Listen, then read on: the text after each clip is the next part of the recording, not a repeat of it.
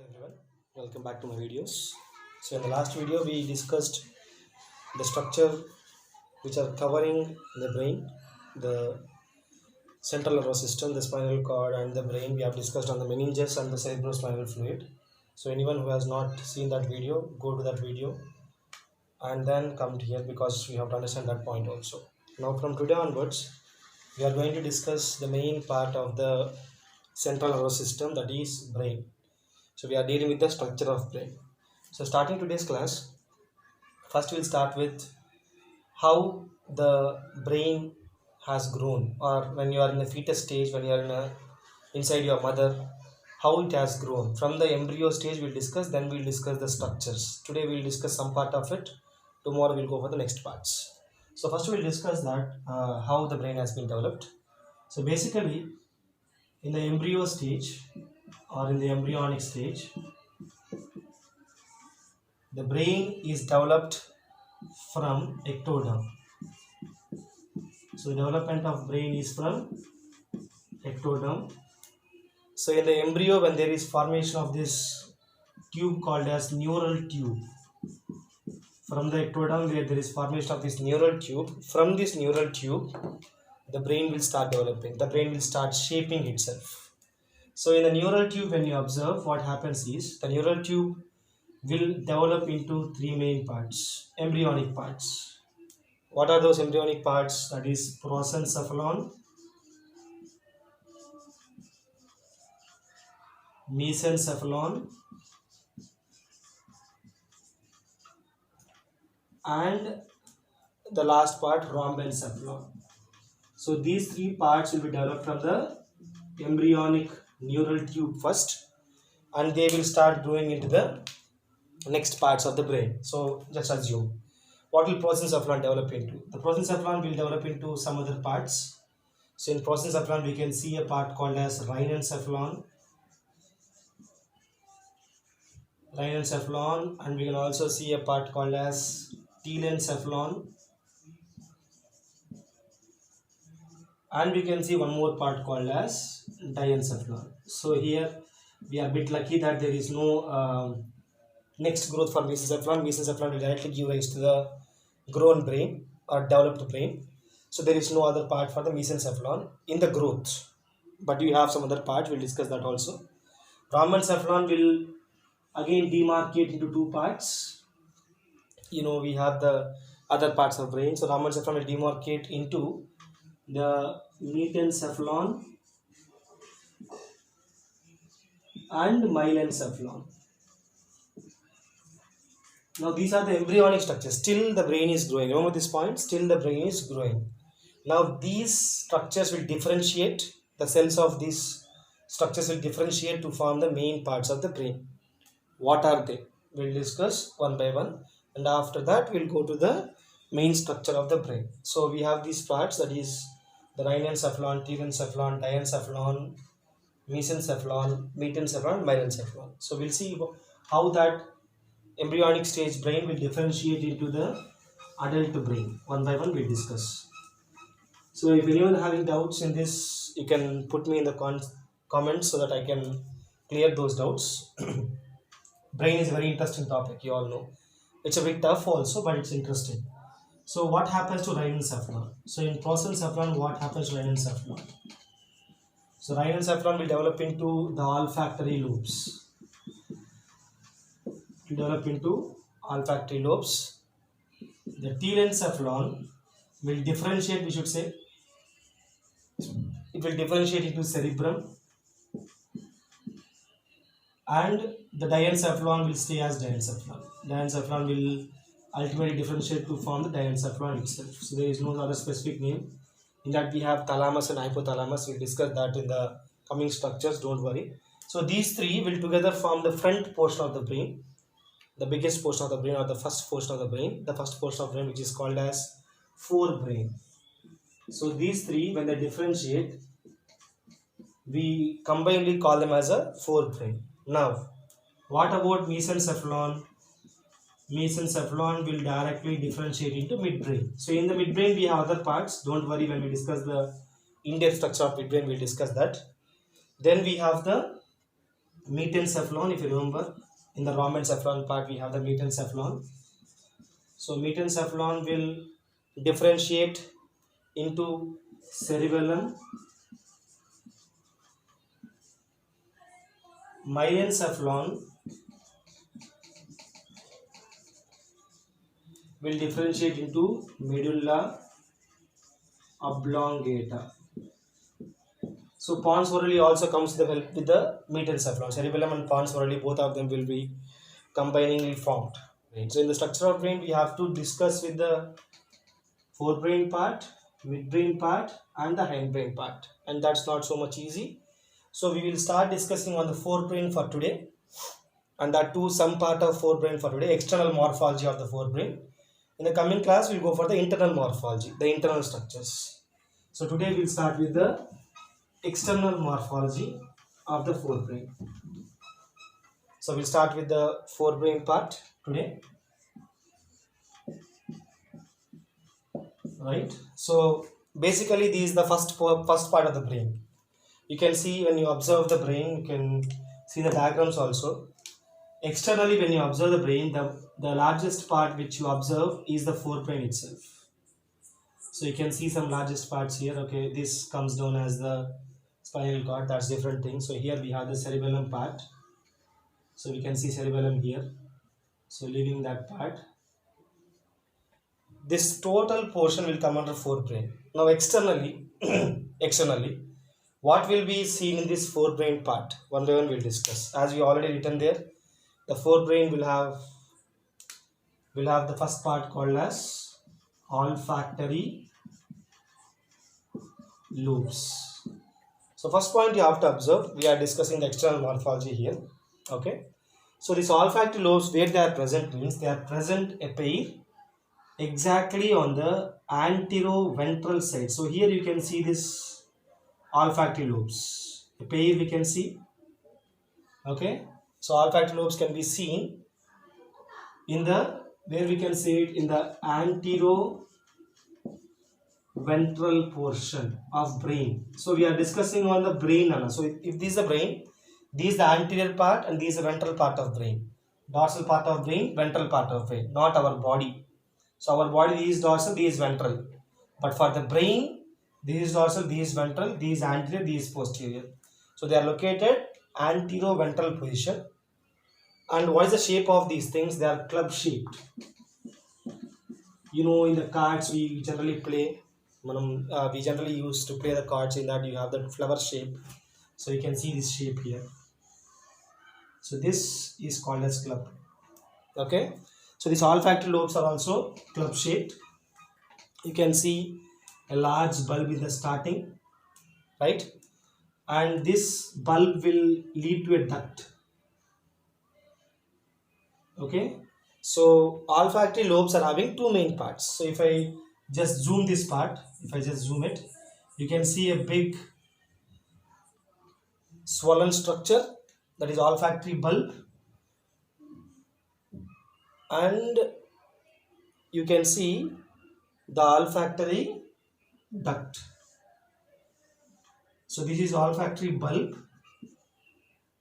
So this is olfactory bulb, and this is the olfactory duct. We'll discuss where this duct leads, but moreover, this is present in this position. That's the olfactory bulb. Okay. So now comes the main part of this forebrain, which is called as cerebrum. That is the important part to be discussed. But these olfactory part, olfactory lobes. Olfactory lobes will have the olfactory bulbs and olfactory duct. Okay, that's good. Now, where do this olfactory duct lead? Where it will go? That we will discuss in the cerebrum part. You understand the cerebrum part. Okay. So you know when you say a word called olfactory, from where the nose would have came from, it would have came from the nasal epithelium. You know, this we have the nose here. So we have the nasal epithelium here. So you have the nose. So if you observe here we have nasal epithelium. From the nasal epithelium we'll have the nerves. What do you call those nerves? Those nerves are called as olfactory nerves. And all those olfactory nerves will directly go and attach to the olfactory bulb. So they will go to the olfactory bulb present below the cerebrum. Not this much big. I have just shown you with the larger one. So all those sensory nerves, the olfactory nerves will go and reach the olfactory bulb. From there, where do those nerves go? We'll discuss. Okay. So now coming to the next part of the forebrain, the most important part, the cerebrum. Cerebrum is considered, or cerebrum is the largest part of the brain. So it is the largest part of the brain. Moreover, it is also the important part of the brain. It is also considered as the most important part of the brain. It is the most important part. Why? Because almost all the functions are done here. Okay, so what functions, what type, we'll discuss now. Now when you discuss or when you observe the external morphology of this cerebrum, you can see that this occupies almost all the space of the brain. So you can see the cerebrum which is round here, so we can see it here. Okay, so this we have the spinal cord going down, right? So just like a simple thing, right? So now the point is, this cerebrum we are looking from the side view. So when you look from the top, when you observe the cerebrum from the top, we can see that cerebrum is actually divided into two hemispheres. We can observe the cerebrum is actually divided into two areas. What do you call those two areas? Those two areas are called as cerebral hemispheres. Cerebral hemispheres. So we have a left, this is called as left cerebral hemisphere. So this is left hemisphere and this is the right hemisphere. Moreover, all of them are made up of nerves. I will discuss that point also. So this right and left cerebral hemispheres are actually connected by a band of nerves, a very thick band of nerves. That thick band of nerves is called as corpus callosum. Corpus callosum. So now when you cut this brain, so when you cut this, I'll cut this brain like this and I'll try to show you the corpus callosum. So you can observe the corpus callosum around the ventricle of the brain. So you can see it here. So I'll just draw it somewhat smaller. So you can see this corpus callosum on the ventricle part. So this is a corpus callosum, a thick band of nerves, the corpus callosum. So this corpus callosum has an anterior larger portion and a tapering ventral portion. Okay, so as we are discussing here, the anterior portion is called as genu and the posterior part of this corpus callosum is called as splenium. The anterior part is called as genu and the posterior part is called as splenium. Now these are a band of nerves which will connect this left cerebral hemisphere with the right cerebral hemisphere. Now coming to the point, how does they look like? I mean, how does the cerebral hemisphere look like? When you observe the cerebral hemispheres or cerebrum from the top, you can see that it is convoluted. We have several foldings on this cerebrum. So if I draw it, the cerebrum, so you can see that the cerebrum is having several foldings on it. So we can see several foldings on this brain part, on this cerebrum part to be exact, I should say. Externally, we are discussing external structure. So externally it is having several foldings. We can see foldings on the cerebrum part. So we can see the depressions and we can see elevations of the brain. Now what do you call those depressions and elevations? So on the brain, or to be exact on the cerebrum, we can see, so if these are layer, we can see a small depression and in some place we can see elevations also. Now what do you call the depressions? The depressions are called as sulci. The depressions are called as what? Sulci. And the elevations are called as gyri. So why we are discussing this point is because of this gyri and sulci, the accommodation capacity will increase. But leaving that, because of this gyri and sulci, the neuronal capacity will be increased, as we have said. That's the first point. And because of this gyri and sulci, what happens is the cerebrum part will be divided into some lobes. So we can see that because of mainly the sulci, to be exact, there is formation of 4 lobes on the brain. What are those 4 lobes? So we can see that on the brain. So if I remove this Gary and Salci and give it a proper explanation here, so I'll just put it this way. So you can see that here we can see a portion which is called as frontal lobe. Okay, then we can have the, so these are frontal lobe. Now I write with the red ink. So these are frontal lobe. As I have said, the cerebrum is divided into 4 lobes because of mainly sulci. So we can see frontal lobe, we can see the parietal lobe, and we can also see the temporal lobe. Now this sulci is somewhat going backwards, so we can see it here. So this is parietal, and we can observe here the occipital lobe. So on both the hemispheres, remember this point, on both the hemispheres, this left hemisphere and the right hemisphere, we can see formation of 4 lobes because of this sulci majorly. What are those 4 lobes means? Those 4 lobes are frontal, parietal, temporal and occipital. Each lobe has its function. We'll discuss those lobes also. Each lobe has its specific function. Okay.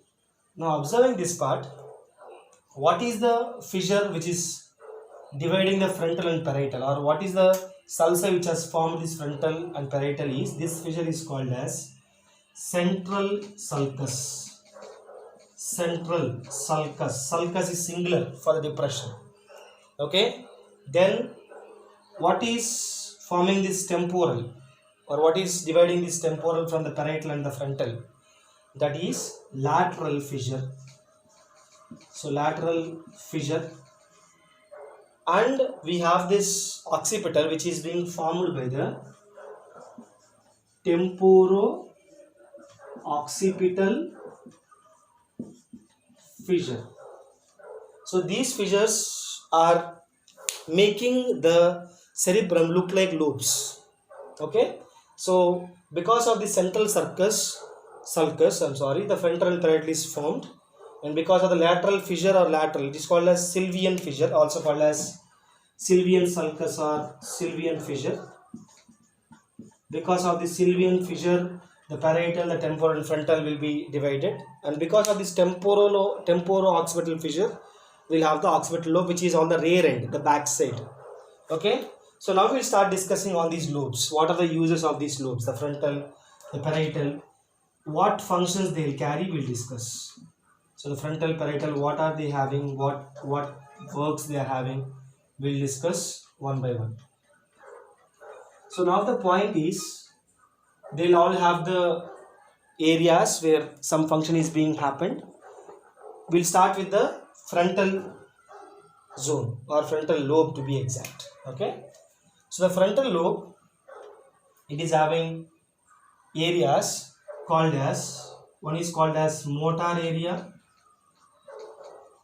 So we can see here, we can observe even more differentiation. We can see an area called as motor area, and we can see a differentiation called as the association area.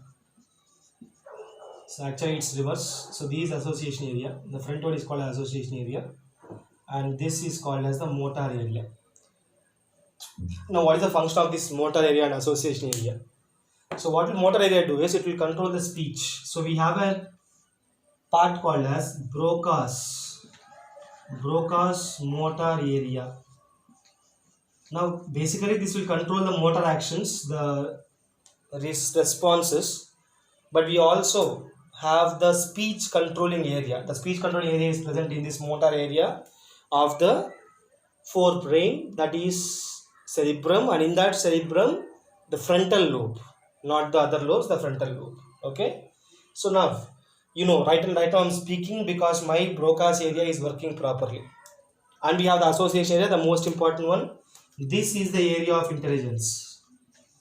This is the area of intelligence. All the required functions, that is perception, memory, long-term memory. Okay. Short-term we have one more area, we'll discuss that. Perception, memory, the thinking, reasoning, everything, reasoning, thinking. So these are the area which is making us humans, to be simple. So these are area which is keeping you, giving you that extra mile to become more intelligent. So this is the area of intelligence. Which one? The association area. This is the more important area. And this is the motor area which will give you the motor actions. Right now my hand is moving because of my motor actions, or I'm speaking because of this Broca's motor area. Okay, so this is the front portion here. This is the front portion. Okay, so now where is parietal located? Parietal is on the top.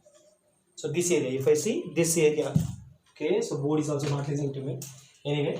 So this area, the top area is the parietal region. Now coming to parietal region, what will be there in this parietal region? Think of it. So in the parietal region, we have an area called as, I will write it here. So we have an area called as soma aesthetic area. So what is soma? Soma means body. Aesthetic means sense. That means all your senses under control of this one. The touch, the feel of heat, the feel of the pain, temperature, everything. So all the senses, not vision, not hearing. We are discussing on the body senses, the touch, the heat, the pressure, the pain. Okay, so all those things are present in this area called as soma aesthetic area. And one more thing, here we can see the gustatory area. So gustatory area, that means tasting area. So your taste, the biryanis or the rasagullas or what we like, all those tastes are going here. So they are giving you that response. We feel happy when we feel that taste in this area. Okay, so in the front area we are speaking, in the top area we are tasting. Okay, that's about the parietal lobes. Now coming temporal lobe, most important lobe. So these is a lobe where, remember, if you remember that I said about the olfactory bulb and olfactory ducts, right? So here we have the olfactory bulbs, right? And the olfactory bulb will have an olfactory duct, I said, long duct. This long duct will reach the temporal lobe. So the nerves coming from the nasal epithelium will reach what? Temporal lobe. And that means what? This is the area of olfaction. This is the area of olfaction. What is the olfaction? Olfaction means smell. Olfaction means smell. So this is the area of olfaction, that means smell. And one more thing, this is the area of hearing. So we have an auditory area here. Auditory area, hearing. Okay. We have also the speech understanding area. I will write the point. It is called as Wernicke's area of speech. This speech is not for speaking, it is for understanding. Okay, so this Wernicke's area is for understanding the speech which I am saying. For example, I am saying right now that if you have any doubts, put it on the comment section. That means your Wernicke's area is understanding my language. So if I speak in Chinese, I don't know you'll understand, because I even don't know Chinese. Anyway, so we don't know other languages. Why? Because this Wernicke's area is not habituated to that. So if you go on learning Tamil or Telugu or something like that, or English even, this is not that much important language. It's the easiest language. So English, this learning process or understanding the language process will stay in this Wernicke's area of speech. Okay, or we should say Wernicke's area of understanding speech. If you put it that way, it is easy. Okay, Wernicke's area of understanding speech. So if I put it like that, it will be easier. Okay, so right. So here in the temporal zone, we have the auditory functions, that is hearing. We have the smell function, and we have the understanding of the hearing function. Whatever you hear, that is understandable or not. Okay, and we also have the short-term memory area. This is the area of short-term memory. Right now, we all are working on short-term memory. I am also working on short-term memory. My memory may be short-term, it is working there. So we are having short-term memory here. So maybe you are listening to me, and what's happening, the nerves are sending signals in the short-term area. First they will have a short-term area, then from there it will convert into long-term in the frontal zone. We'll discuss that in the next topics when you go for internal. Okay, so short-term memory is stored here, and short-term memory converts into long-term in the frontal zone. But remember, main point, it is the area of short-term memory. So right now I'm speaking, my words will be registered to you in the short-term memory area, because that's where you will do everything short-term. Okay, so that is the temporal, and sometimes it may also control the emotions. Sometime anger, you can see some anger controlled here. Okay, so we can see also anger. Sometimes we can put emotions, I can say emotions there, not every time, sometimes. Okay, so emotions will be controlled in this area also. Okay, now coming to the last zone, the occipital zone. So this is the occipital zone, the rear end, the back end of the brain, rear end. Okay, so I'll rub this Salsian very not required. So back end of the brain, what do we have? We have the occipital zone, and occipital is the friendliest for the students. For students like us, it is an, or for students like you, I'm sorry, I'm not a student. So anyway, so for students like you, it is easiest place, because it does not have any more functions. It has only one function. What is it? Vision. So you are looking into my video. That is because your optic nerves, the nerves from your eyes, are going to this region called as occipital zone. So this is the best one, is it or not? The most friendly one, because it is not giving you more information. So here the point is what? The occipital is the one which is having only one function, that is the vision. And after that, the hearing. Okay, it is temporal. Okay, all these things I give you a shortcut. How can you remember all these things, sir? Yes, we have lobes, that's good, but how can you remember them easily? So just think of it. Which one is near to your nose? This zone. Okay, so near to your nose, this zone. Near to ear, this zone. Which side? They are what? Temporals. So sides, what do we have? Temporals. Okay, so temporals are near to your ears. So nerves can easily go here, easily go here. So you can easily remember that part. Okay, now frontal portion, the king. The king sits in front. The king always sits in front. The intelligence. Okay, the senses stands behind the king, the minister, because your senses, think of it, think this as a kingdom. So the king, who is the intelligent, stays in front. The person who is having senses of the touch, the heat, the pressure, the pain, okay, who is taking care of the kingdom's senses, he is sitting back of the king. The minister, we can say, back of the king, so parietal, who is controlling all the senses, and who is near to the people, that is hearing, who is near to people, who is hearing on all those things. He is the lower region. He stays on sides here, below the minister, next worker, we can say tahsildar, like that, some person like that. Maybe don't go for social. So a person staying below, or we can say sides, I should say sides, staying on the sides of the king, sides of the minister, who is supporting them, who is saying sides on supporting them for hearing. Okay, you can remember like that. And this one is easy, the best one, as I have said, just vision. Occipital is just vision. So these the lobes which are formed by the sulci, and these are the functions of those lobes. Okay, we'll discuss the internal structure, and then you'll understand what is there inside these regions. Okay, and in the below region also we have some other parts called as diencephalon, and we have to discuss the other portions. We have many more to discuss. We have the cortex of these lobes, we have the middle of these lobes, we have to discuss the diencephalon, we have to discuss the midbrain, hindbrain. We have a lot of videos to cover. So from today onwards, from the next video, we'll discuss the internal morphology of the brain. So this is the external morphology, what we can observe. So any doubts, you can put me in the comment section. I'll respond to it. Thank you for supporting. Your Mohan Krishna signing off.